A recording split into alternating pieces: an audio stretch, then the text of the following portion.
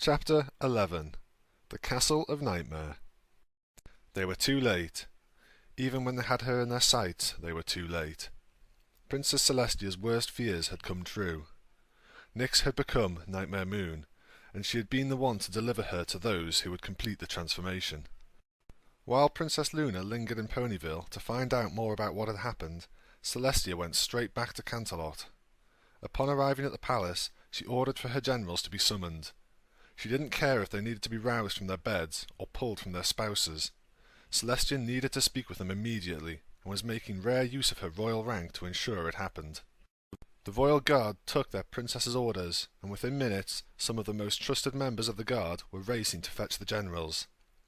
This left Celestia with a moment to herself, and she spent it sitting on a throne. She needed some time to rest, some time to think. Princess Celestia began scrutinizing every recent memory she had of Spell Nexus. Surely there had to have been a clue. Surely there had to have been a sign of his treachery. Yet she could not remember a single instance of doubt.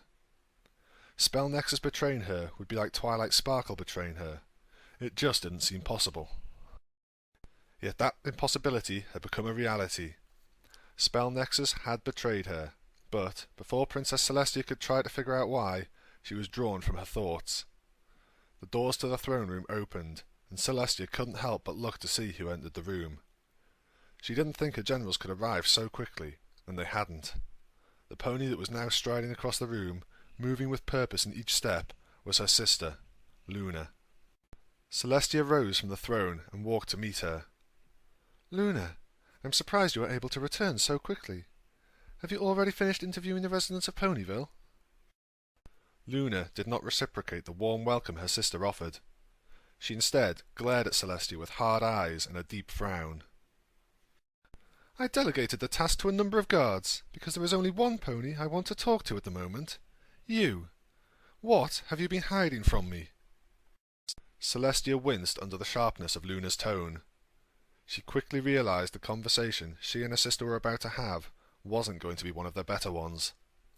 Still, she maintained her composure. "I don't know what you mean, sister." "Do not speak as if you are ignorant, Celestia," Luna snapped, her words dripping with anger.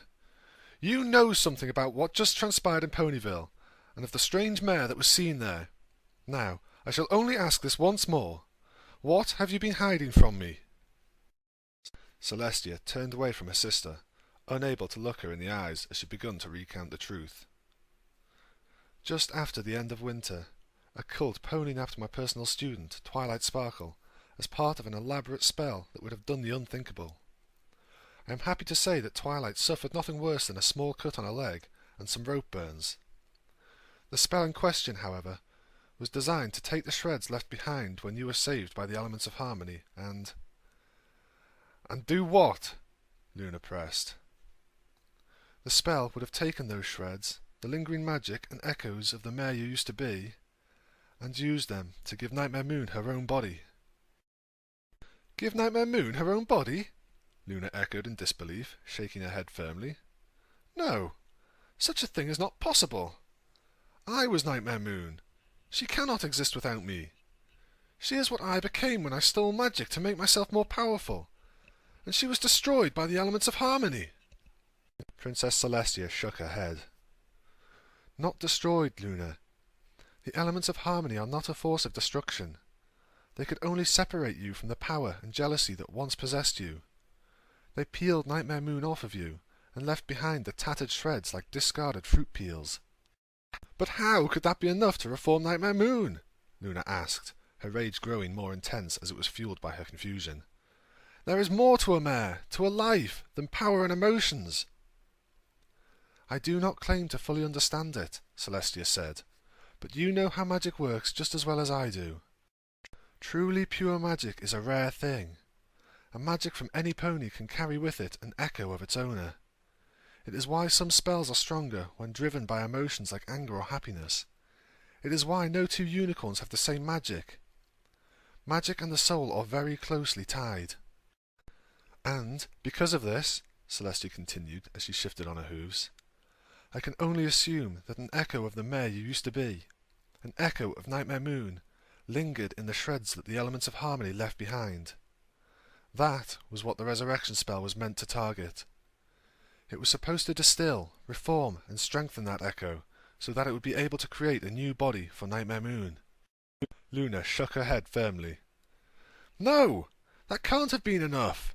A body could be formed of such magic, and perhaps a mind, but that would not be enough. For Nightmare Moon to exist once more, she would need to possess her own— It doesn't matter any more, Celestia interrupted before she turned back to face Luna. The simple truth we must deal with is that Nightmare Moon has returned, and we must stand against her. It does matter, Celestia, Luna snapped. She strode up to her sister and did her best to look her straight in the eye, despite the discrepancy in their heights. You say that all of this happened just after winter, at the cusp of spring, and I must ask why. Why am I only told about this now? I didn't want to burden you with this knowledge, Celestia answered with a caring tone. I was going to handle it, and you already had enough to deal with. I just felt— Luna grunted in rage and stomped away from her sister. I am not a filly to be foal-sat any more, Celestia. I do not need you to handle or deal with things for me, and I do not need you shielding me. I have learned much of the modern Equestria. I can speak the modern tongue, and have retaken my royal duties. But Luna— Celestia tried to interrupt, but Luna stomped her hoof and forced Celestia back into silence. No! If the threat to Equestria is Nightmare Moon, then I should have been told. I was Nightmare Moon.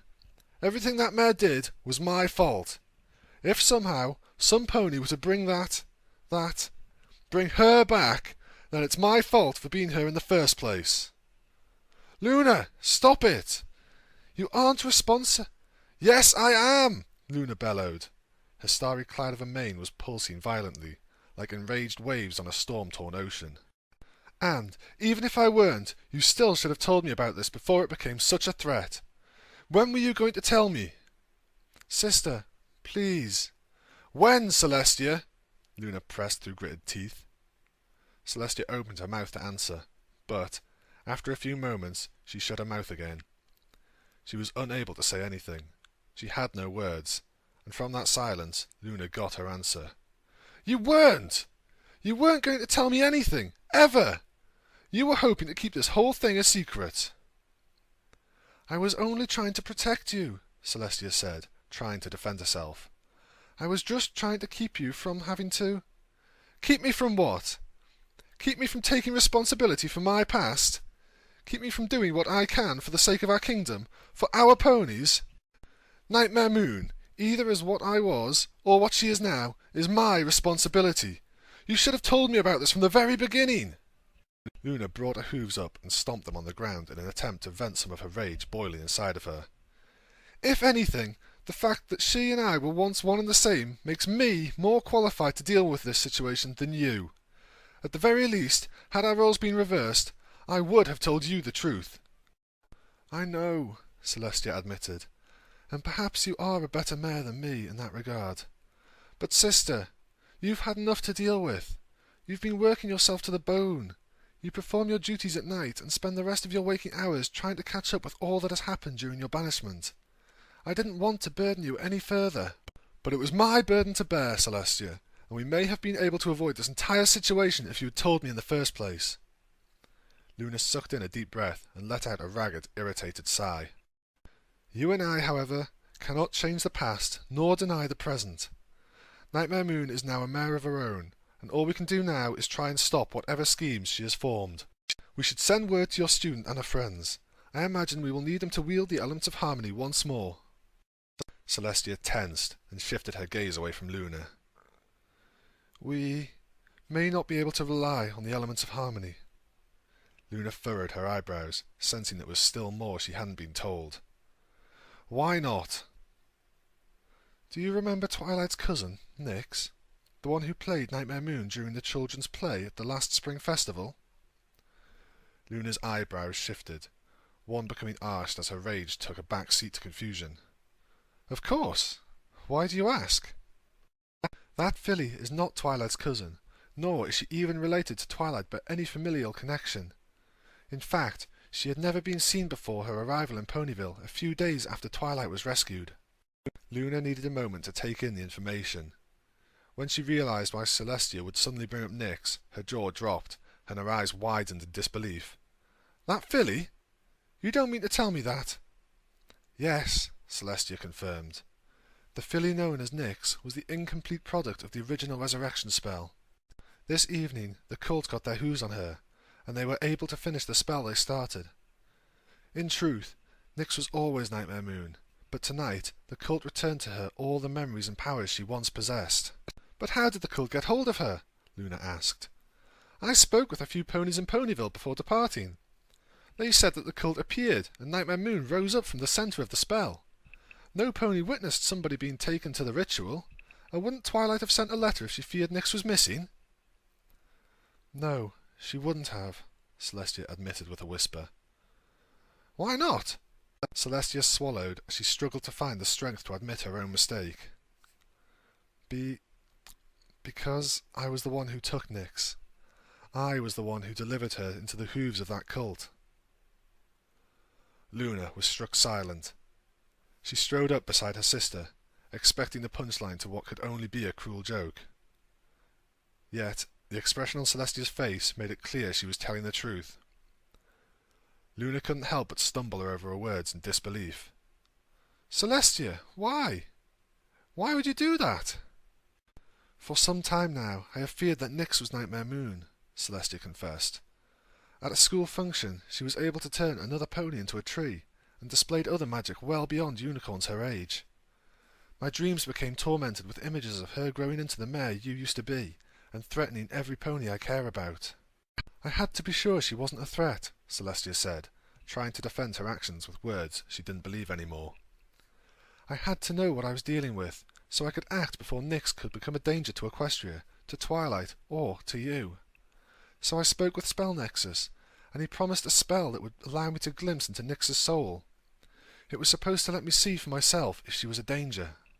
Celestia growled and tossed her head. "But, of course, it would seem the greatest threat came not from Nyx, but from the headmaster of my own school, Spell Nexus. How could he be involved in this? He was attacked at the beginning of last fall. His home was ransacked for the shreds of Nightmare Moon. The thieves beat him so badly that he had to be hospitalized for weeks. He showed no signs of treachery." "He was once my student," Celestia bellowed, punctuating her words with a stomp. "Why would he betray me?" "I don't know, Celestia, but there is a far more pressing question you are avoiding," Luna said firmly, steering the conversation back to the matters at Hoof. "The question I've asked, the one that you have yet to answer, is why we cannot rely on the elements of harmony."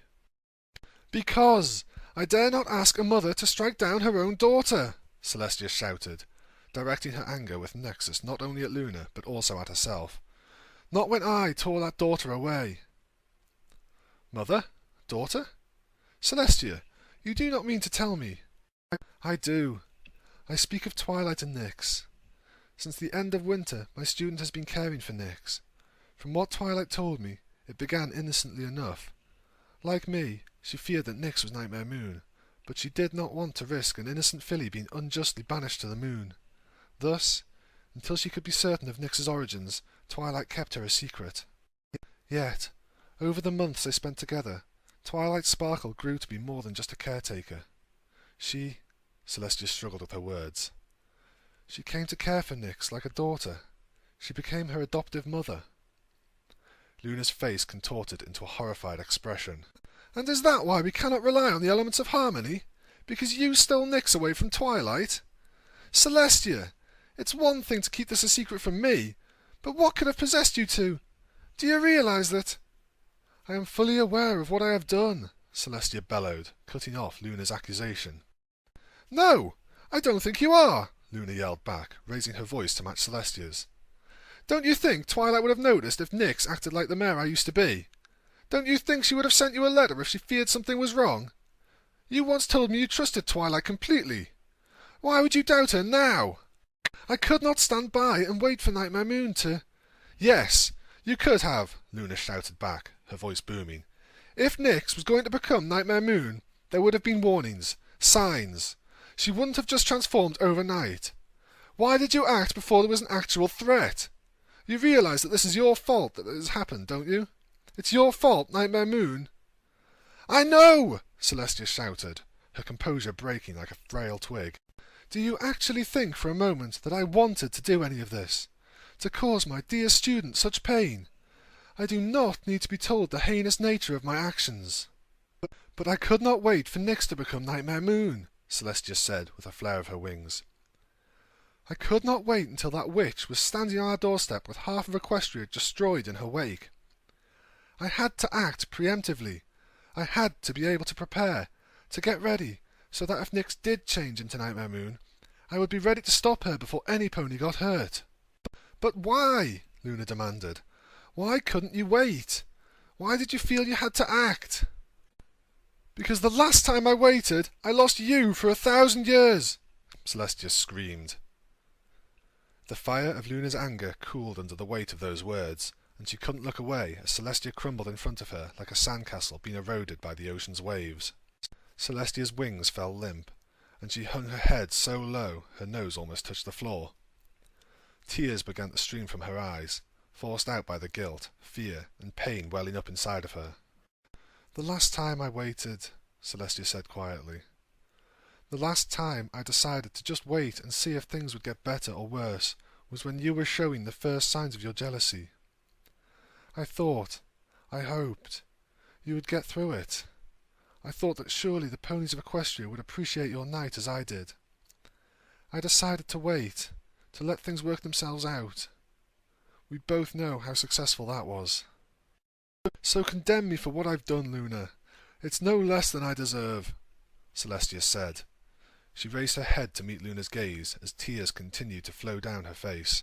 "I stole a daughter from her mother because I feared the monster she would become, and, in the process, I hurt my dearest student, Twilight.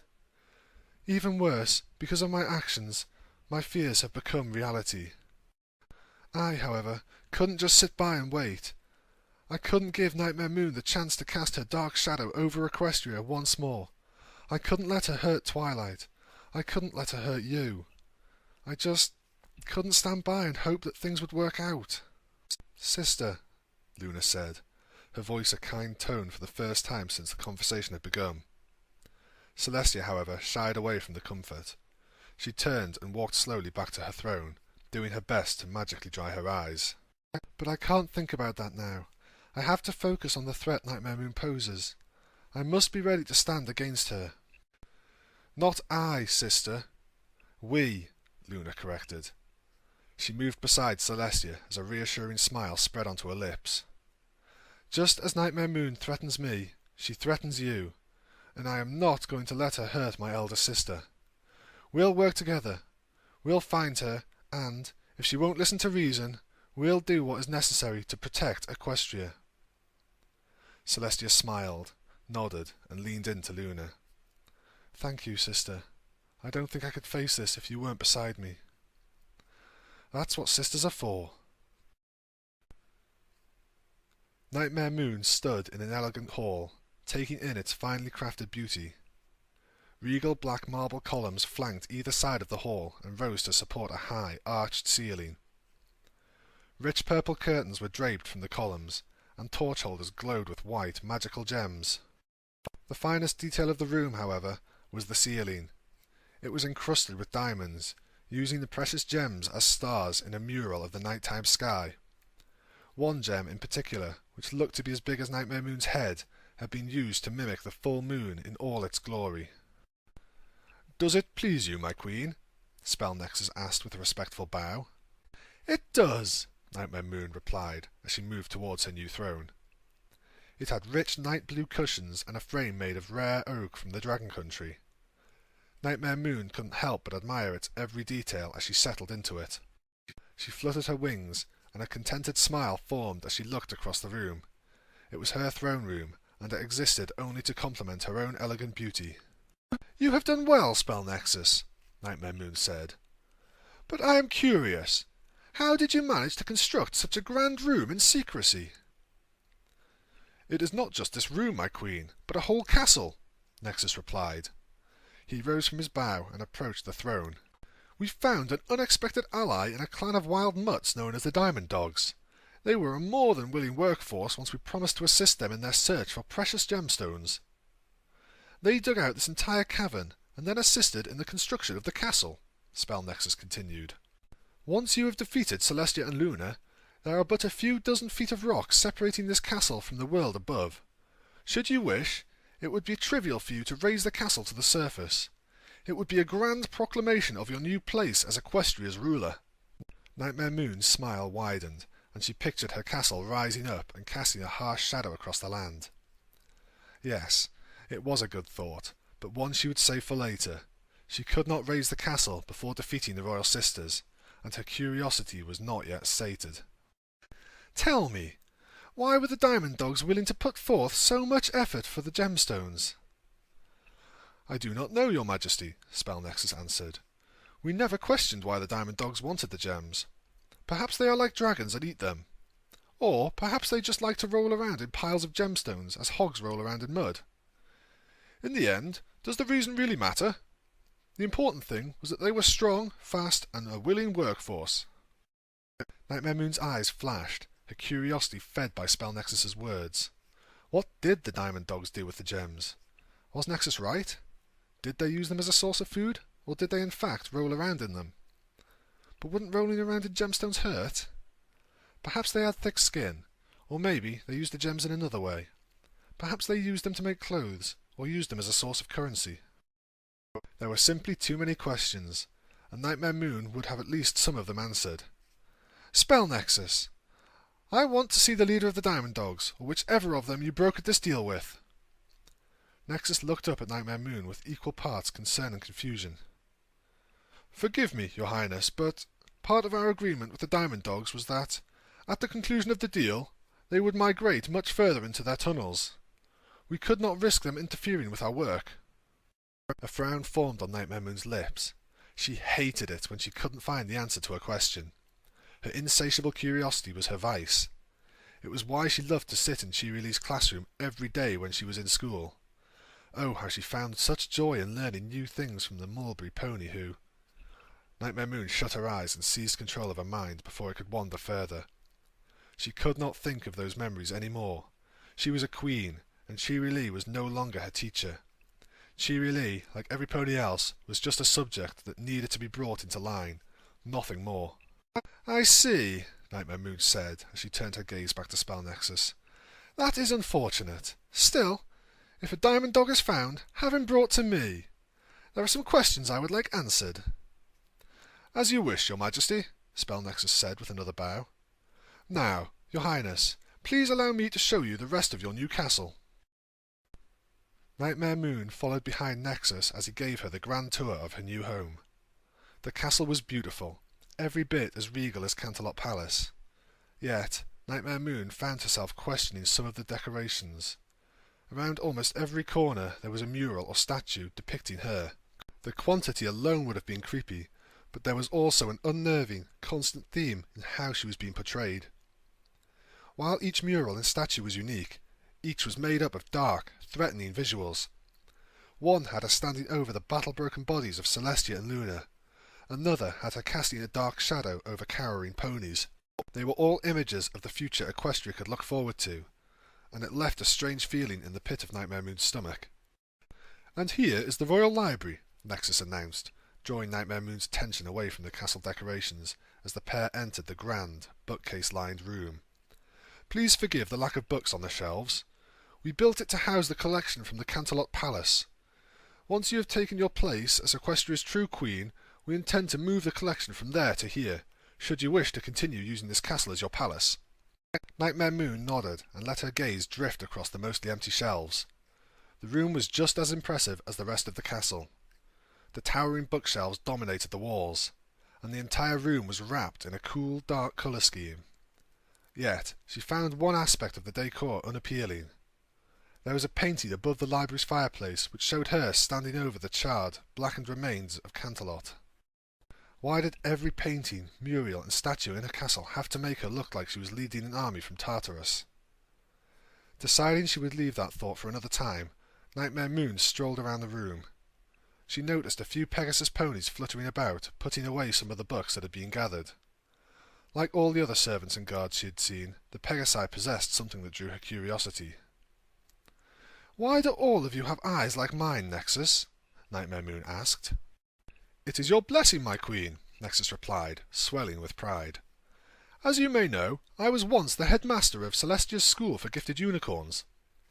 Upon your initial defeat, Celestia tasked me with studying your shredded remains. It was upon examining those shreds that I became enlightened to your wisdom and power. It was on that same day my eyes turned the turquoise colour you see now, and it became a sign of the Order. I bestow the gift of these eyes upon each pony who joins the Children of Nightmare, when they pledge their service to you." Nightmare Moon nodded, turning her attention back to the shelves as she pursued the few books in the library's existing collection. She didn't recognize most of the titles, but one book did catch her eye. Coming to a stop, she used her magic to remove the book from the shelf. She gently cracked it open and flipped it to the title page. Grand Tales of Equestria. "And, with that final book, the wolves were driven from the town," Twilight said, looking up from the book she was reading aloud. "And the ponies rejoiced. They had once again been saved by the only mare among them brave enough to stay out at night, the village's own black-coated guardian, Nyx of the Night." "Did you really name me after her?" Nyx asked in disbelief.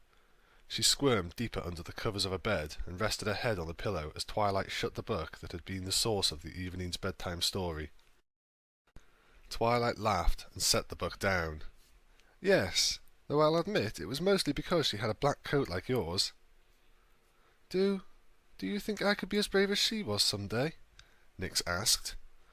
"Of course," Twilight answered with a smile. "Being brave isn't like a special talent. You just have to be able to stand up against the things that scare you. Have you ever had to stand up against something really scary?" Twilight nodded. "I have. This one time, my friends and I had to go convince a dragon to leave his cave and go someplace else." Nyx's eyes went wide. "Really?" "Oh, yes. He was taking a nap in the nearby mountains, and his snoring was throwing all of his black smoke into the air. So, Princess Celestia asked—" Twilight stopped her story, smiled knowingly, and looked at Nyx before playfully tapping her on the nose. "Hey, you just got a bedtime story. You don't need another." "Aww," Nyx complained. "But what about the dragon?" "I promise I'll tell you the story tomorrow night," Twilight assured, before she gently kissed Nyx on the forehead. "Now, go to sleep." "Okay," Nyx replied with a yawn, letting her eyes slide shut. "Your Majesty?" Nightmare Moon shook her head, snapping the book shut and replacing it on the shelf before looking to Spell Nexus. "My apologies. I can get caught up in my reading." "No apologies necessary, my queen. This is, after all, your library," Nexus replied, "though there is still much of the castle left to see. Here we have the guard barracks, where we train those new to the Order to defend this castle. The word of your return is spreading. Those I have sent out to recruit new ponies to our cause are finding several eager to get on good terms with you. It would seem not all of Equestria is foolish enough to stand against you." Nightmare Moon didn't offer any reply as she watched the soldiers. They were standing in a line, each one taking turns attacking a set of training dummies under the watchful eye of the trainer. What drew Nightmare Moon's eye, however, were the dummies themselves, which bore a striking resemblance to a certain set of mares. "Why do these dummies look like Twilight Sparkle and her friends?" "Because it is they who are the greatest threat to you, my queen," Nexus explained. "It was they who defeated you, and we shall not let them have the opportunity to do so again. Should they get the idea in their heads to attempt to bring their unified power against you once more, they will be dealt with immediately." Nexus's words were punctuated as the guard attacked a training dummy that looked like Twilight Sparkle, and with a single swift motion, beheaded it. The cotton-stuffed head bounced on the ground and rolled to Nightmare Moon's hooves. She stared at it and then spoke with a firm tone. "No!" "My queen?" "Should the bearers of the Elements of Harmony come to the castle, they are not to be harmed. The Elements of Harmony themselves are to be taken from them for safekeeping. Then, Twilight Sparkle is to be brought directly to me, and the rest of her friends are to be locked in the dungeon. I will then decide how I want to punish them for standing against me." "Of course," Nexus replied with an approving, devilish smile. "I can fully understand your desire to punish them with your own hooves." Nightmare Moon turned her back on the training dummies and began to walk towards the door. "Good. And I want one of the Twilight Sparkle training dummies brought to my bedchamber. It is to be intact." "It will be there before the end of the tour," Spell Nexus assured, choosing not to question his queen's wishes. "The dining hall is, of course, spacious enough for any sort of event, should you ever be interested in holding a gala or other such frivolity," Nexus explained as the pair walked alongside the long, regal table that dominated the centre of the dining room. It was made of softly coloured brown oak, covered in a night blue tablecloth, and decorated with sterling silver candelabra, each holding 3 candles. "You'll also be happy to know we have already employed a royal chef who is eager to tickle your taste buds with some of his desserts," Nexus said happily. He motioned to a unicorn standing in the corner of the room. That unicorn quickly galloped forward and levitated a tray in front of Nightmare Moon. It was filled to the brim with chocolate cupcakes that had been expertly decorated with a thick swirl of purple and a single curl of white chocolate set delicately on top. "Seriously, who would have thought of making cupcakes would be so hard?" Scootaloo grumbled. The 4 Cutie Mark Crusaders were standing in the middle of a kitchen, which was covered in the messy aftermath of their baking endeavours. "I told you," Applebloom said. "I told you it wasn't easy." "So, girls, how are things going?" Pinkie Pie chirped, sticking her head into the kitchen. "Not so good," Sweetie Belle admitted. "Please don't be mad about the mess," Nyx begged. "Oh, girls, I'm not mad. You should have seen the mess I made at the bakery when I first started working for the cakes. After all, my special talent is throwing parties, not baking," Pinkie Pie reassured them. "Now, why don't we get this place cleaned up? Then I'll show you how to make cupcakes one more time." The faces of the 4 fillies lit up with smiles, and they eagerly helped clean the mess. Then, under Pinkie Pie's close supervision and unending enthusiasm, each filly managed to make a batch of cupcakes that was not only edible, but good tasting. Applebloom and Sweetie Belle made vanilla cupcakes with apple and chocolate frosting respectively. Scootaloo and Nyx, on the other hoof, had made chocolate cupcakes. Nyx's were frosted with a simple vanilla frosting, but Scootaloo tried to frost hers so each one would have a rainbow on it. Unfortunately, she had not been able to keep the colours separated. They had mixed and swirled together to make a dark purple frosting. Scootaloo was disappointed, but, in the end, the cupcakes still tasted good, and that was what mattered. "My queen, do the cupcakes displease you?" Nexus asked, noticing Nightmare Moon had once more fallen silent. "No," she replied, using magic to gently nudge the tray away. "I am just not hungry at the moment. Have some delivered to my chamber. I will taste them later." The chef nodded, galloping off to place the best of his desserts in the bedchamber. At the same time, Nexus showed Nightmare Moon into the kitchen to prove it was capable of handling any and all requests she could make of it or its staff. The high spirits Nightmare Moon had been in when she first arrived at her castle had faded. Each room Spell Nexus showed her dredged up unwanted memories and desires. She was no longer a weak, cowardly filly. She was no longer Nyx. Still, the months she spent as a filly would not give her any peace, and it was putting her in a foul mood. Despite the small headache chewing on the front of her brain, Nightmare Moon continued to follow Spell Nexus. Thankfully, he had taken notice of her degrading mood, and he rushed through the tail end of the castle tour. They were just about to enter the last room on the tour. The moment the door to the chamber opened, a tingling sensation washed over Nightmare Moon. Magic, very powerful magic, was being performed within. It wasn't anything on the scale of the spell that had given her a body of her own, but the power was still respectable. "Spell Nexus, what sort of sorcery has been performed in here?" Nightmare Moon asked. They walked into the room, and her mood began to lift. "Research, my queen," Spell Nexus answered with a smile, waving his hoof across the room. "Welcome to the research laboratory." Nightmare Moon eagerly looked across the lab. A number of desks and tables were set about the place. At each station a unicorn worked, twisting and bending magical energy. Some seemed to be just casting spells, while others were working with different baubles, trinkets and equipment. Along with the unicorns, a number of Pegasi and Earth ponies were assisting the researchers by taking notes and fetching materials. "Everything," Nightmare Moon quietly muttered with a faint smile. "Tell me everything about the work being done here." Spell Nexus gave an uneasy smile. He was glad that this room seemed to please his queen, but the curiosity she displayed was far more intense than he would have expected. Still, he nodded and quickly led her about the room.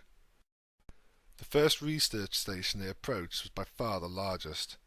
A series of lamps had been mounted above the table, half of them shining with a bright yellow light, while the other half had a pale, bluish-white glow. On the table itself, beneath the lamps, several different kinds of plants had been organized into neat rows. A single black barrier ran down the middle of the table, ensuring the plants under the yellow lights were separated from the plants under the blue lights. "What is this?" Nightmare Moon asked, looking between the two batches of plants. "Here we are testing our latest batch of plants that can grow under eternal moonlight. We initially focused this research on agricultural plants such as grains, fruits and vegetables. Those plants were finished some time ago, and we're ready to begin replanting Equestria's fields, gardens and orchards with this new plant breeds." "Then what are you currently developing?" Nightmare Moon asked as she inspected the plants more closely. "More frivolous plants, such as flowers, grasses, and less productive species of trees," Nexus answered. "Some of the researchers made the point that Equestria would be far less picturesque without its many forests, plains, and flowered towns. I was inclined to agree with them, but I, of course, asked them to focus on flowers that complemented your beautiful night before proceeding on to other species." Nightmare Moon gave a satisfied nod and followed Nexus. Each station held some bit of magic meant to make the eternal night possible, which also meant she was getting abruptly acquainted with the natural effects of never having any sunlight. The withering plants, the creeping cold, these were the things the children of Nightmare were working to solve. Yet her gut began to twist with guilt. During the summer sun celebration, she had plunged Equestria into eternal night without considering any of these ramifications. What was she thinking back then? Why did she not realize what the eternal night meant? Ponies would have seen her sky, but they would not have survived for much longer after that. Nightmare Moon tried to remember why she hadn't considered the consequences of her actions, but found she could not. It was like a piece of her memories was missing, the memories surrounding her motivations. She knew she had those motivations. She knew what they were, yet, when she tried to remember them directly, what they felt like, and why they had driven her, it was like she was grasping at nothing. "My queen?"